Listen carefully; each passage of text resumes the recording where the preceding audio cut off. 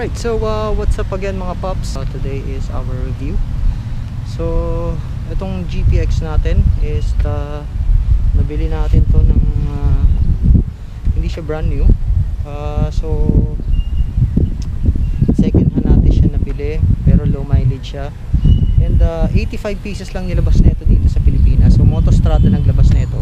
Pangalan nito sa market is Rato Esquire 250. So this is made from Thailand. And ngayon hindi na siya minamarket dito. So 2018 siya lumabas dito sa Pilipinas. Tapos nung naubos yung 85 pieces, wala nang lumabas nito. So bali limited edition lang siya. So wala na kayong makikita nito dito sa Pilipinas na maglalabas ulit ng ganito. Hindi ko lang alam yung Rusi.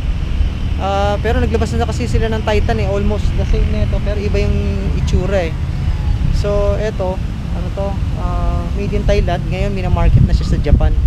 So kaya ako siya binili kasi nakita ko minamarket sa Japan. So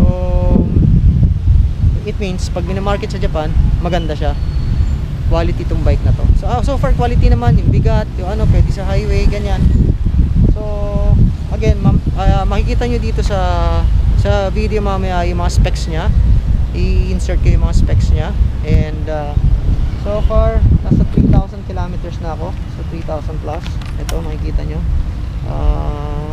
3,966 kilometers ang naabot ko na dito sa motor na to. So ayan siya. So digital panel siya. And maganda tong manibela nya. Tapos ito naka ano siya, parang naka CB650 yung headlight nya. Ito metal to, bakal. Tapos naka inverted fork siya. And oil cooled siya. Then 250cc. Ito yung keyhin na ano natin, na carburetor. Nagpalit tayo ng racing ignition. Tapos na Apido, racing ignition, Apido nga pala siya. Tapos naka-exhaust na siya, naka-pipe siya. And then naka-Rayos na 17-inch na rim.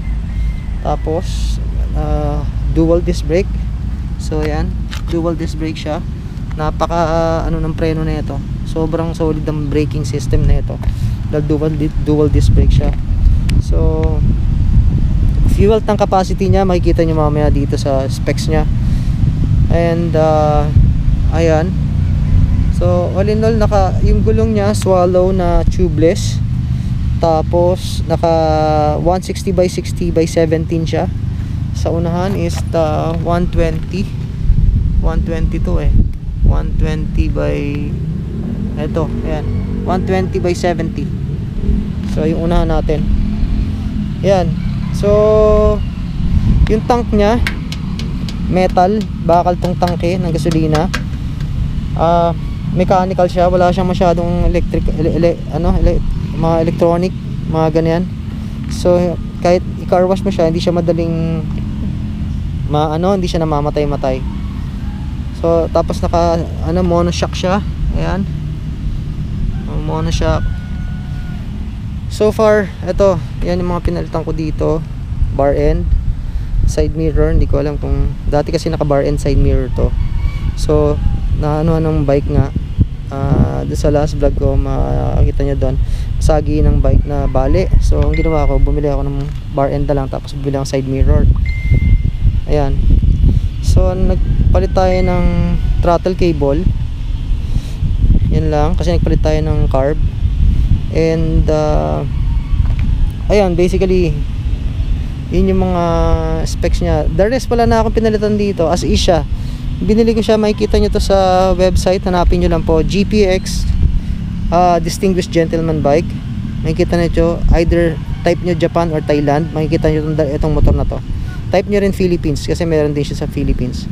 So parang tatlong country lang yata nagbebenta nito. Ang importante is minamarket siya sa Japan. So it means this is a quality bike. So once minamarket sa Japan, it means quality bike, right? So actually hindi naman kasi yun lang talaga perception ko, dahil nga ilang pabalik-balik na ako sa Japan. Solid talaga yung mga bike ng Japan. So ayun. And again, so etong bike natin na to, so far so good. wala pa naman ako nagiging problema, hindi pa naman siya sakit sa ulo kasi nga mechanical siya, mura yung mga maintenance, change oil niya mura lang din. And ang mga nagustuhan ko dito sa bike na to is yung seat height niya. Seat height niya, ano ako dito, yung flat footed ako, naitatapa ko yung buong pa ako sa sahig. And yung brake niya sa unahan, sobrang lakas ng brake niya sa unahan, ang ganda ng braking system niya sa unahan, para ka naka ABS na rin. So tapos 5 things na nagustuhan ko rito. Ayan, sige, 5 things na nagustuhan ko rito. Yung riding position, basta yung ano niya, yung seat height niya, yun, isa, number 1. Braking, yung double disc brake niya sa unahan, yun, gusto ko yun. Tapos yung looks niya talaga sobrang head turner to. Sobrang head turner talaga siya. Kahit saan ako magpunta, marami nagtatanong sa akin kung anong bike to. Lagi nila napapagkamalang Ducati itong bike natin. And yung power niya, satisfied ako sa power niya. Sa 250 engine it's good. So ano siya. And ano pa ba? Yung rim niya, yun ang mga nagustuhan ko dito. Basically yun, 5 na yata yung nabigay ko sa inyo. Ayun, and yung dislikes ko rito, 5 na dislikes. Yung front fork niya, medyo parang ano siya parang humihinto, parang tumutukod, pero hindi naman tumutukod talaga, yung parang yung play niya, hindi ako nagaganda sa play niya. So ayun, isa. Tapos yung brake niya sa likod, sa rear brake niya, disc brake sa likod, medyo hindi siya ganun kakapit. Siguro dahil sa gulong ko pudpud na. And yung ano pa ba,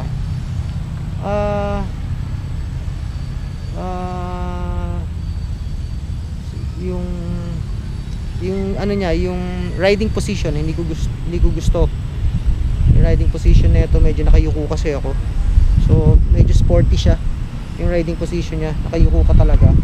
Pwede naman gawa ng paraan, dahil nga pwede iangat yung ano, para yung seating position may comfortable ka.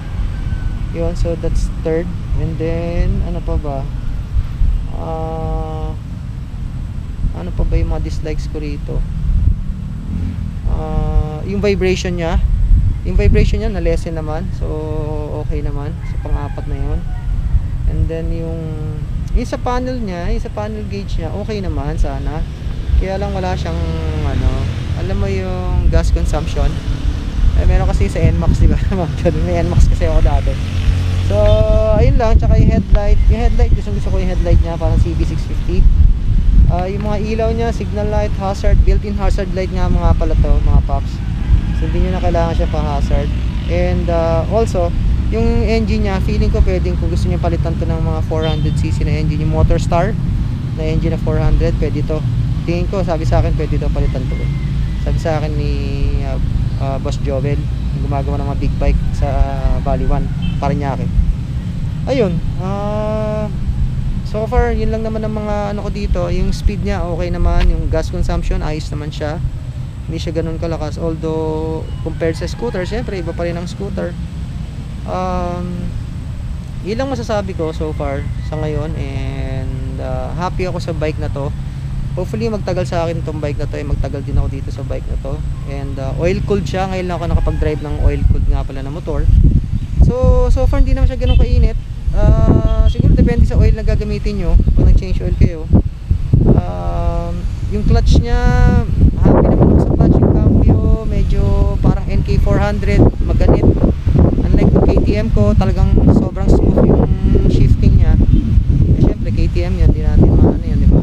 So ito siguro lahat naman may paraan lahat naman may remedyo, may mga replacement naman yan, may mga modify naman yan. So soon siguro. Sa looks niya wala na akong i-modify, sobrang ganda ng looks nito. Even foreigner nagtatanong sa akin dito. So halos lahat ng tao, lahat mapadaan amaze sila, na-head turn talaga sila. Yun lang ang gustong gusto ko sa bike na to, kay GPX. So ang pangalan niya kasi talaga GPX, Distinguished Gentleman Bike, or Rato Esquire 250 dito sa atin sa Pilipinas. So happy ako dito kay GPX. And again, siguro yan lang yung review natin dito sa ating bike.